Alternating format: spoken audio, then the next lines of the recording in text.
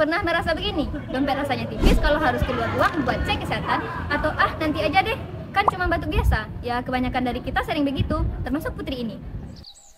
Gila, vitamin C aja segini harganya. Mending buat nambahin beli nasi padang sama es teh manis 2 gelas, lebih mantap. Nah, itu dia Put. Aku juga mikir gitu. Vitamin C sebotol ratusan ribu, padahal cuma buat jaga-jaga. Kan mending buat nongkrong sambil ngopi-ngopi santuy.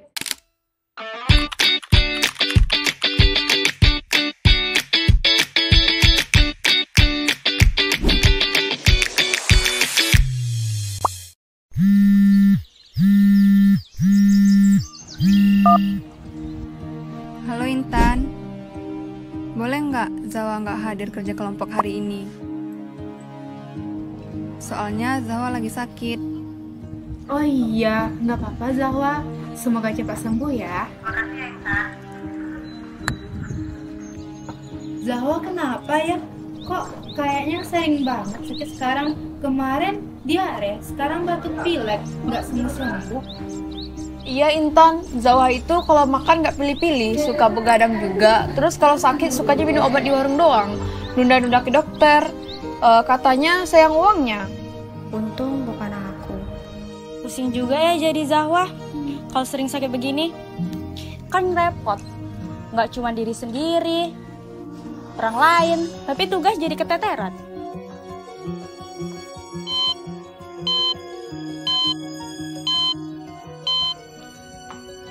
Put, barusan aku dapat kabar kalau Zahwa harus bayar puluhan juta loh. Padahal sebelumnya cuma demam biasa, tapi karena dibiarin. Hah? Puluhan juta? Gila. Itu bisa buat DP motor baru loh. Atau bisa liburan sekeluarga ke Bali.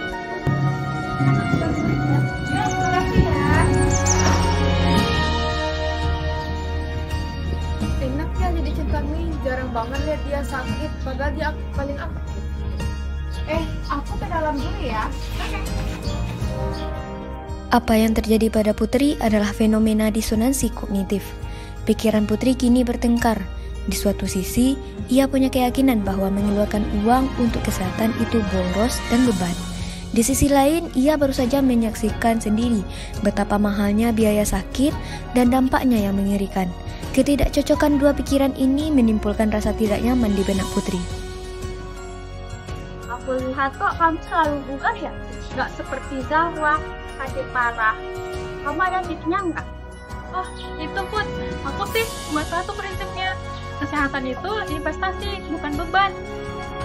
Dulu aku juga mikirnya sama kayak kamu, eman-eman buat ngeluarin uang, buat nge-gym, ataupun beli buah-buahan. Tapi setelah lihat teman bolak-balik rumah sakit, aku jadi mikir biaya preventifnya jauh lebih murah daripada biaya kuratifnya. Aku rutin olahraga, jaga makan, sama istirahat yang cukup. Uang yang aku keluarin buat itu, aku anggap modal supaya aku bisa kerja terus, bisa kumpul keluarga, dan gak repot ngurusin penyakit. Itu namanya return on health investment, Put. Untuk menghilangkan rasa tidak nyaman itu, Putri punya dua pilihan, merasionalisasi dengan alasan lain atau mengubah perilakunya. Untungnya, Putri memilih yang kedua. Ia merubah pandangannya dan mulai berinvestasi pada kesehatannya. Ini adalah bukti bagaimana pengalaman dan pemahaman yang tepat dapat mengatasi disonansi dan mendorong perubahan positif. Wah, Putri sekarang udah makan sehat ya? Udah itu juga Intani nih. Iya Intan, dulu aku mikir uangku habis buat gak jelas kalau buat kesehatan. Sekarang aku sadar uang yang aku keluarkan ini balik lagi ke aku dalam bentuk energi. Dan yang paling penting, aku nggak perlu khawatir jadi pasien langganan rumah sakit. Beda banget rasanya. Bener juga sih Put, aku jadi mikir daripada uangnya habis buat biaya pengobatan, mending kita bayar kesehatan di awal ya.